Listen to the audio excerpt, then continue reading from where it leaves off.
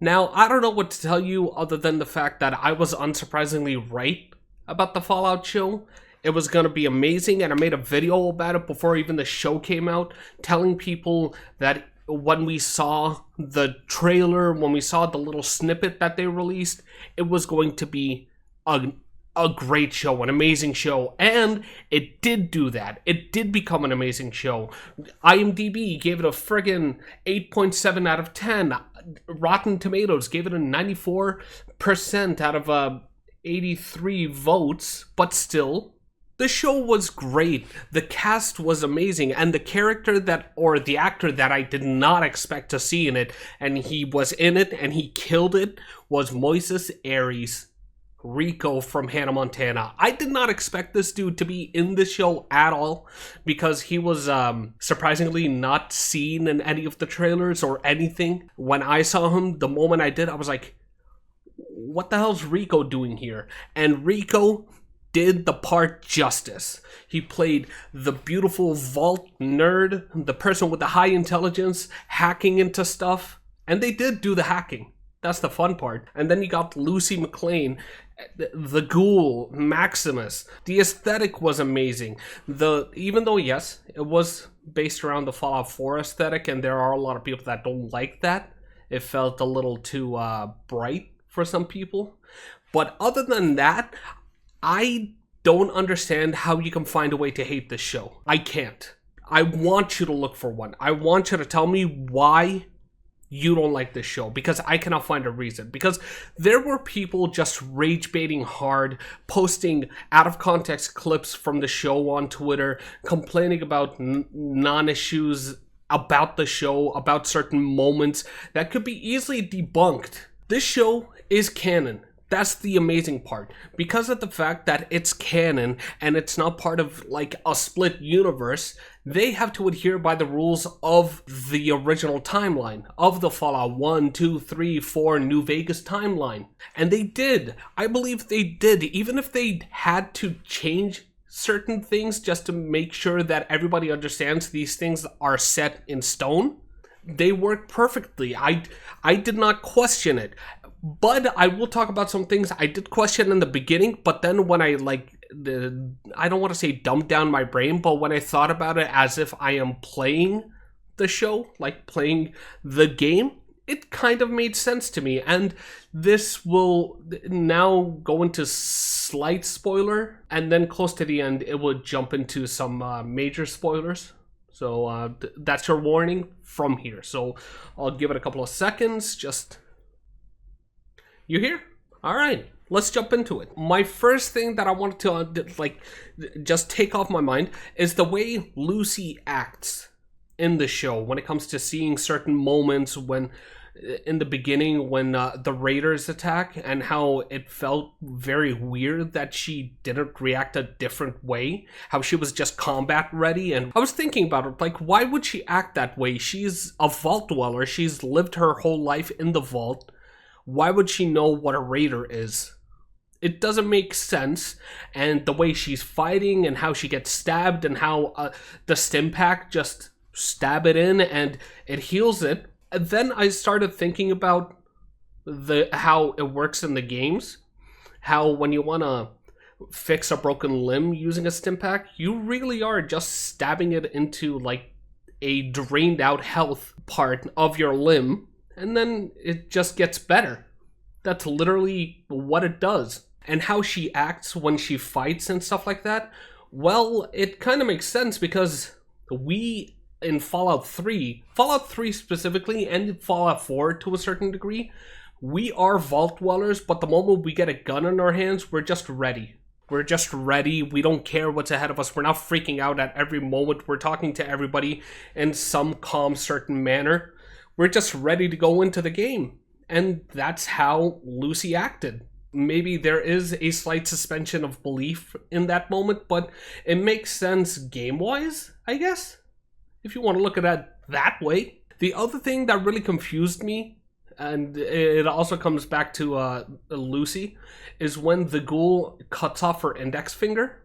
Like, she gets it cut off by the ghoul because she bites off his finger. She does not react to it.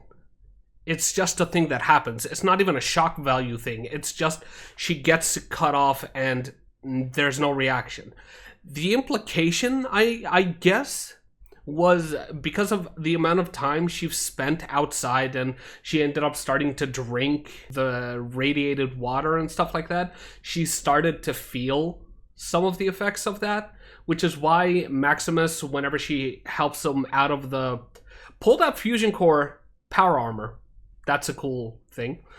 He gives her rat away to help the radiation sickness. I guess she reached a certain level, and then he cuts off her finger, and then he reacts. The ghoul reacts to her, just not reacting to it because it's basically his way of understanding that she is transforming into him, which is the thing that's being implied throughout the show. Now, to go through the Maximus side of the story, he is a wastelander that grew up in the Brotherhood of Steel, but it doesn't make sense that he's that just confused, I guess you can say, because he was with them from a young age, so he would be much better built into their society, I guess. Maybe he got indoctrinated into the Brotherhood of Steel at the age of 9 or something like that. I want to say around that time. So it doesn't make sense that he's such a goofball or the person everybody picks on, as if he doesn't have the knowledge about what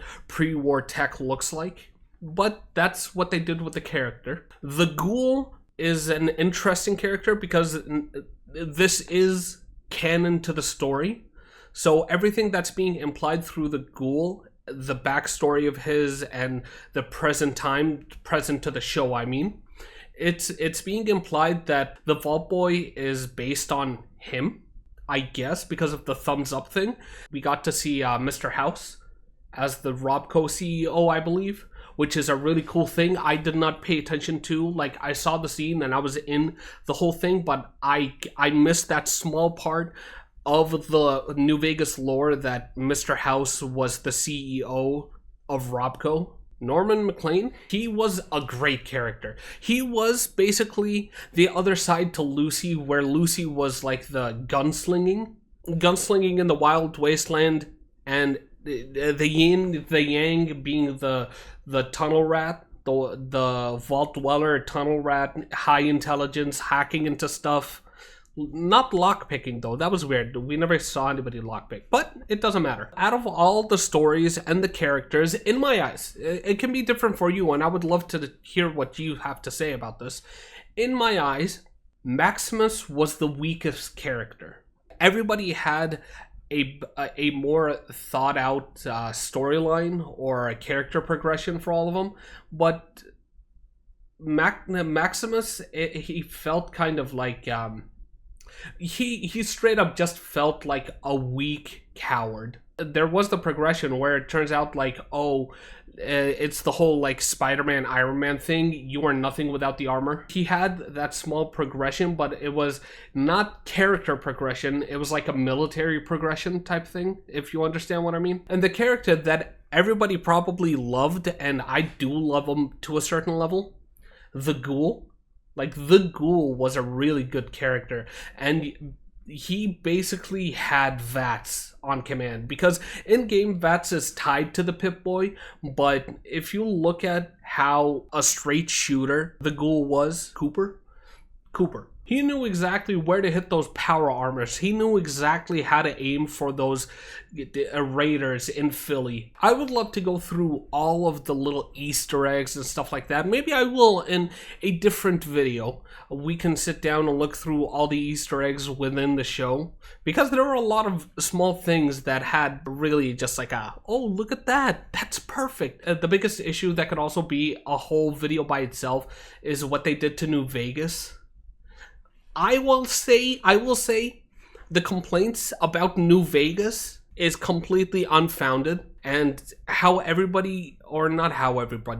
one specific Twitter profile that I was just commenting because of how stupid his replies or his tweets were about the whole the New Vegas NCR retcon in their eyes, I guess. Now, to end off this video, I wanted to try something out, and everybody can try this out with me. I will drop the link to it in the description so you can try doing it, and then give me your results. I want to see what other people think. But we will be doing the special for Lucy McLean. She was talking about it whenever she was sitting down and she was talking to the council in Vault 33 in the beginning of the show. But seeing the progression throughout the show, I can't say levels and stuff like that. I want to look at specifically the special. In the show, she has shown that she does have really good strength to her. So I would say she's about a 7.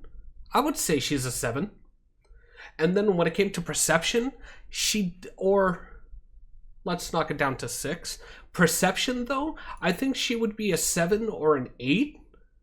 Let's put her at 8. Her endurance is just, I would expect it to be a 6. No, I don't think her endurance is a 6. She has a pretty strong perception in the show, where it's bonus to... no, if we're gonna go by the descriptions, I would say, let's knock it down to a 7. Her charisma seems like she has good charisma. That's the way I see it. Like, it seems like she has good charisma, very happy, very smiley, talkative. I could see it. Her agility, she does say that she participates in the gymnastics and stuff like that, so I could see that she has pretty good agility to her. So I kind of think, now that I think about it, she might have low luck. It's kind of bad how lucky she is in the show. She's pretty not lucky, so I can pull from the luck and put one back into strength, because she has shown that she is really strong unarmed and melee wise. Okay, I think that's how I'll keep the special for her. That's how I see it. And then we can even go farther. Let's look at the main stats, the barter, big guns, the energy weapons. She seems pretty well thought out when it comes to melee weapons and small guns and repairs.